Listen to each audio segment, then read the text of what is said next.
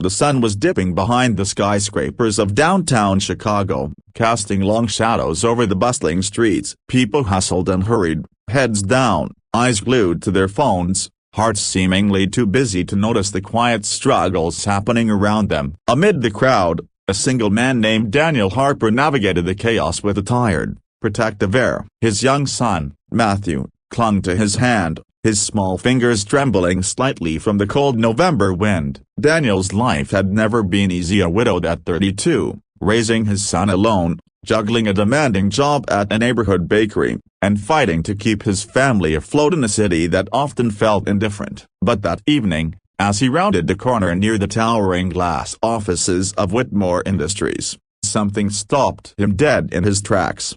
Two little girls sat on the edge of the plaza fountain, their legs dangling over the stone ledge, faces paled, eyes wide, and full of quiet despair. Their hair, perfectly braided and tied with matching ribbons, framed faces streaked with tears. People walked past them without a second glance, their heels clicking against the concrete, their eyes averted. The girls, clearly twins, were holding small, worn backpacks on their laps, and their expressions were almost statuesque in their silent sadness. Daniel's heart tightened. Something about them pulled at the rawest corners of his soul. The world ignored them, but he could not. The children were deaf. It wasn't immediately obvious unless you noticed the subtle movements of their lips or the occasional frantic motion of their hands. Daniel watched for a moment, the noise of the city fading into a dull hum in his mind, and then he saw the way they attempted to communicate with the strangers passing by, waving, mouthing words, even trying to make eye contact,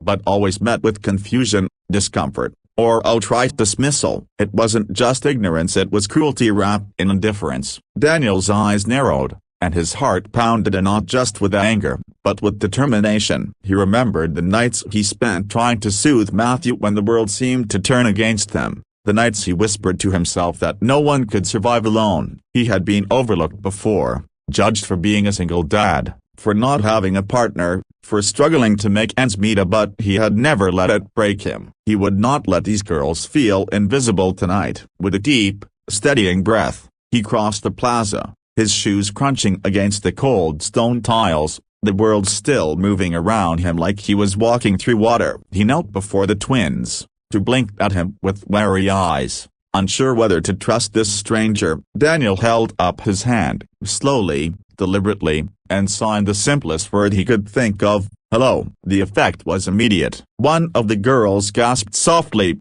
her hands freezing mid-motion, her gaze locking on his. Daniel smiled gently, encouragingly, and sighed again. "You're not alone." Their eyes widened in cautious wonder, as if they had never experienced someone truly seeing them before. And in that instant, Daniel knew that this small gesture, this tiny act of acknowledgement, was more powerful than anything money or status could offer. It was kindness, pure and unfiltered. If you believe in kindness, in second chances, and in the power of one person to change life, please take a moment to like, comment, share, and subscribe to this channel. Stories like this deserve to be seen, and your support helps spread hope. Daniel learned that the girls were Emily and Olivia Whitmore, the twin daughters of a high-profile CEO, Elizabeth Whitmore. Despite their father's wealth and influence, the girls had always struggled to find genuine connection. Their lives were filled with tutors, assistants, and caretakers, but few people took the time to slow down and truly communicate with them. Daniel's presence, his warmth, and his willingness to meet them on their terms, broke through the invisible barriers that money and status had built around their hearts. For the next few hours, Daniel stayed with them, using simple signs and gestures to convey friendliness, curiosity, and empathy. He let them take his hand, showed them the small pleasures of the world outside the sterile office environment, the leaves drifting in the wind, the warmth of a passing street lamp, the laughter of children playing nearby. And slowly, the girls began to open up, signing back, their small hands moving with hesitant confidence. For the first time in a long while, they felt seen, they felt understood. Daniel's own story intertwined with theirs as he shared bits of his life, miming his son, Matthew, his struggles, and his dreams. The girls laughed silently at his exaggerated gestures, mimicking his actions with contagious glee. In that moment, The plaza was no longer a cold, unfeeling place. It was a sanctuary of connection, an island of humanity amidst the indifference of the city. But as night fell and the plaza emptied, reality returned with a quiet sting. Daniel knew he could not stay there forever. He couldn't take the girls home. They had their own lives, their own family, but he almost could not walk away without leaving them with hope. So he made a promise, silently, to himself and to them. He would not forget this night. He would not let them feel invisible again. And he would find a way to ensure that they were seen, truly and fully, by the people around them. In the days that followed, Daniel's simple act rippled far beyond what he could have imagined. He shared his encounter with friends, colleagues, and eventually, social media. A local news outlet picked up the story, a single dad connecting with two overlooked, deaf children of one of the city's wealthiest families. The narrative struck a chord, not because it was about wealth or status, but because it was about humanity. People everywhere began to share their own stories of overlooked children, of quiet acts of kindness, of connections that defied societal norms. Daniel's actions became a quiet revolution, a reminder that one person could make the world a little warmer. The girl's mother, Elizabeth Whitmore, reached out to Daniel after reading the story. She was overwhelmed with gratitude, but also with regret. She had been so consumed by work and the trappings of her position that she had missed the most important part of her children's lives, their need to be truly seen. Daniel's influence, however brief that first encounter, sparked a change in her approach as a parent. She began dedicating time to learn sign language, to attend school events, and to simply sit with her daughters without expectation or distraction. Emily and Olivia, for the first time, felt their mother's full presence, and Daniel, witnessing this transformation, felt a quiet, almost holy sense of satisfaction. He had done more than offer a greeting. He had ignited a chain reaction of love and attention that would reshape their world. Even in his own life,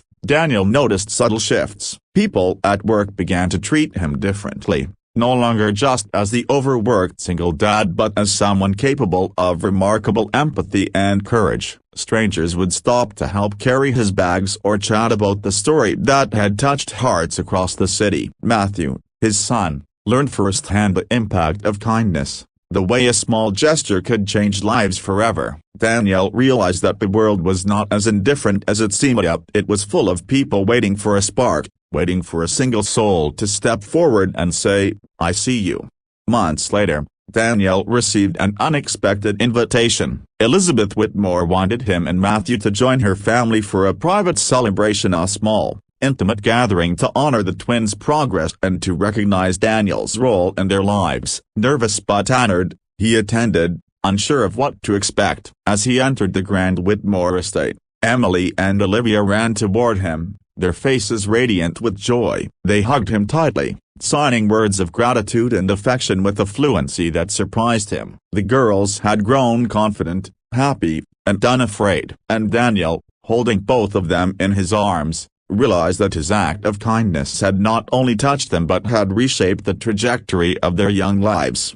During the celebration, Daniel watched Elizabeth and her children together, a family reconnecting after months of distance. He felt a quiet, profound satisfaction, and not of recognition or reward, but of knowing that something intangible, powerful, and life-changing had begun that day in the plaza. And as he looked at Matthew's face, full of admiration and awe, he understood the lasting impact of his choices. Teaching his son empathy, courage, and compassion had never seemed so urgent, so vital. By the time he left that evening, Daniel felt lighter than he had in years. The city lights flickered in the distance, and the cool night air carried the sounds of traffic, laughter, and life. He knew the world could still be harsh, indifferent, even cruel. But he also knew that a single act of attention, a single greeting, could pierce through the darkness and bring warmth where it was needed most. It was a lesson in humanity, in the power of seeing and acknowledging the invisible, in understanding that connection is the greatest currency we possess. If this story touched your heart, if it reminded you that a simple act of kindness can ripple through lives and change the world, please like this video, share it with someone you care about, and subscribe to this channel to keep spreading hope. And before you go, I'd love for you to leave a comment about a moment in your life when someone's kindness made all the difference. Yeah, it's these stories that remind us of the power we each hold. As Daniel walked home that night, hand in hand with Matthew, he felt a quiet pride and deep, abiding gratitude. He had stepped into a moment, uncertain and untested, and emerged having changed lives his own, the twins, and the city saw in ways no one could have predicted. And somewhere in that quiet victory, he realized the most beautiful truth of all: we are never truly alone, and the world, no matter how indifferent it may seem, always responds to genuine acts of love.